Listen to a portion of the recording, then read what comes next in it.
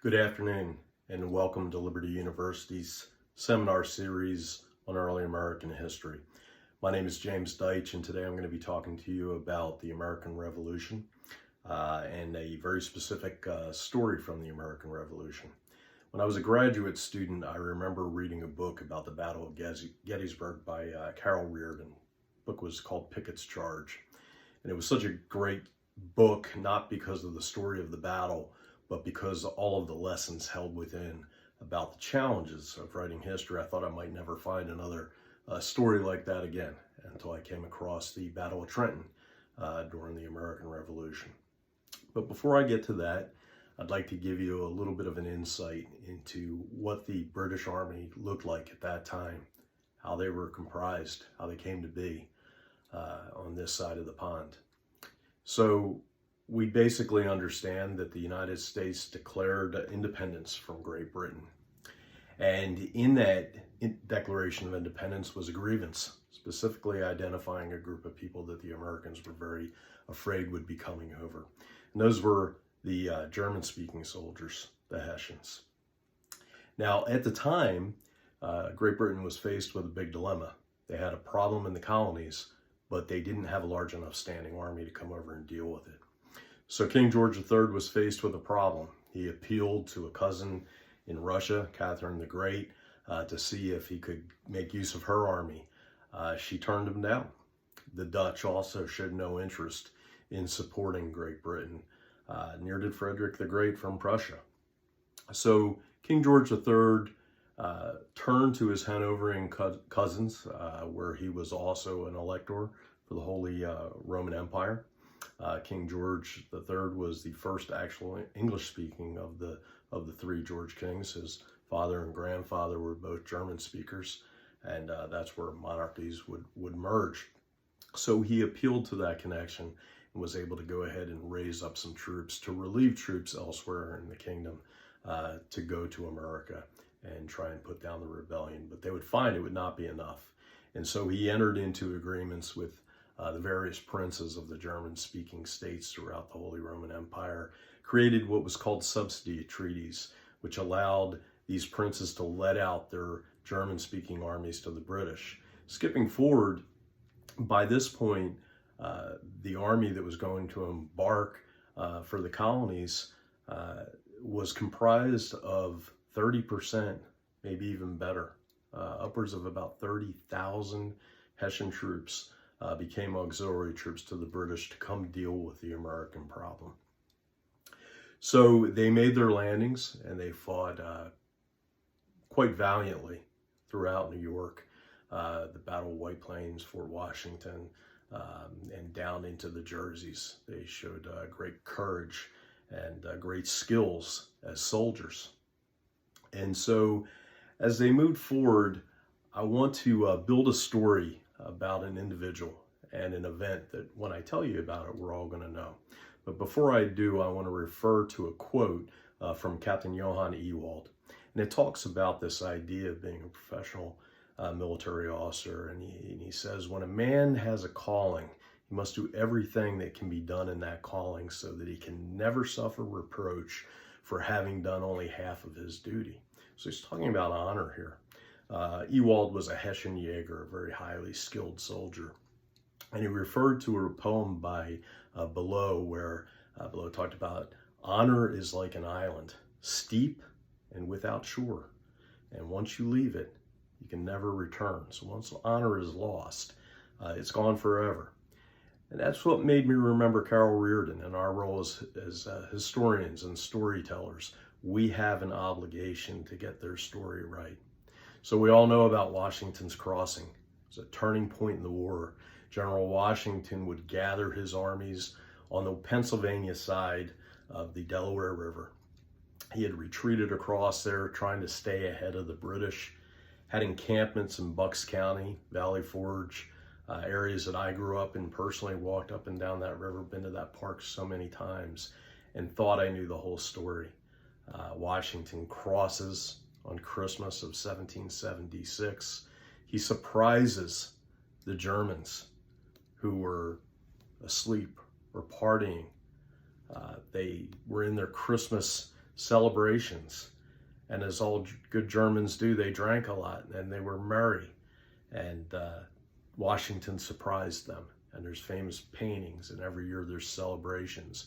And as children, we learned about the lore and the tradition and the greatness of George Washington and how he overcame and surprised, and that turned the war. So we get caught up in that, and we teach it and we repeat it until we teach it to our children, and we just assume that's the story and the whole story. But it goes a lot deeper.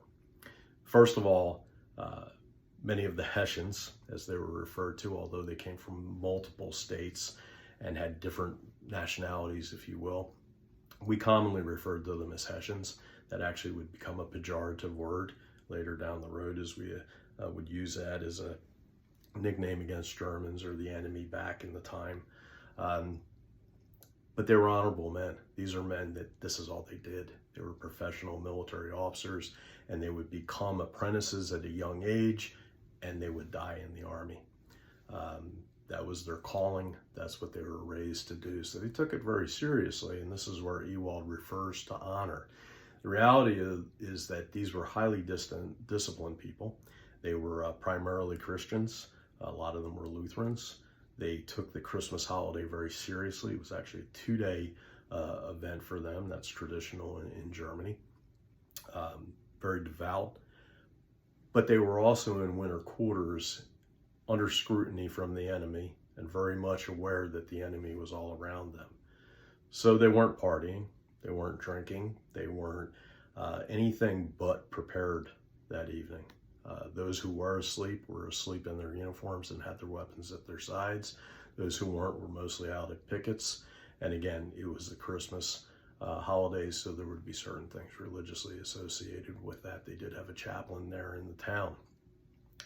That being said, there was a lot of predecessor events that you only get from reading the primary sources, seeing the letters that went back and forth internally, where Colonel Johann Gottlieb Brahl, the commander there, was very much aware of what was going on around him, very afraid of it. He had sent out multiple letters asking for reinforcements. He had defended how he had set up his defenses. He was surrounded geographically by an area that made it more difficult. So he was keenly aware. He had been daily out on patrols himself, trying to understand where the Americans were, where they were located on the river.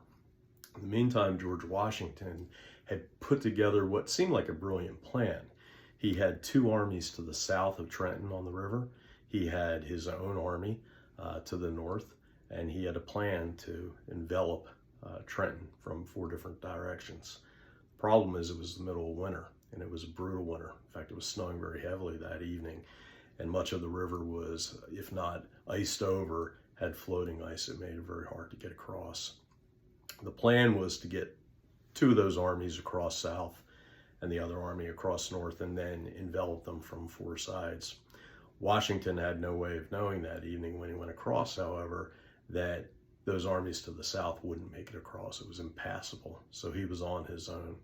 And he did split his army to the north of the city, came in and overtook some of the pickets that had been set out to defend the area. Lieutenant Grodhausen quickly threw down his weapons and retreated under Cicero's old adage that it's better to retreat and fight another day than to stay there and die on the battlefield. So they bypassed Trenton and didn't give them the warning. The next one was Lieutenant Andreas Wiederhold, much more courageous man, held his ground, was able to go ahead and get the warning into the town so that they could take up arms and go into the defensive mode. But by this time, Washington's army was very large, had caught them by surprise, again, not aware that he was going to get no reinforcements from the south. And this is when some critical mistakes happened. Rahl did rally himself and his troops to get out there on the defense. However, he made some pivotal mistakes, and he should have taken Grodhausen's advice and retreated across the bridge to his south and gotten out of town. But instead, he reassembled all of his troops in the field adjacent to the town, and then for whatever reason, and there's been a lot of accusations as to why he re-entered the town, but he was quickly fatally wounded, as was Major von Dieschau, who was his adjutant at the time. So it was not long before the troops were surrendered. Viederhold and many others were taken prisoner, and the balance of them escaped to Princeton, where they would come back and fight another day. Now, going back to the myth and the lore and the tradition and the things that we believe, again, having to go to the primary sources, but don't just limit yourself to that. I mean, take a look for all the clues that you're going to find in the secondary sources. In your secondary sources, they're trying to tell a story. They're doing a narrative. They've got to make it easy to read, unlike some of the tediousness of our primary sources, but you've got to marry the two of them together. And particularly with popular historians like McCullough and Price and some of the others, it is so important that you go and you look at their notes and you look at their indexes and their bibliographies, because in McCullough's case in 1776, he repeats the tradition and he repeats the myth that they were accused of having been drunk that night. But when you go to the notes, then you find that there was actually testimony. There was testimony in the after-action reports from the Americans that nobody had been drinking.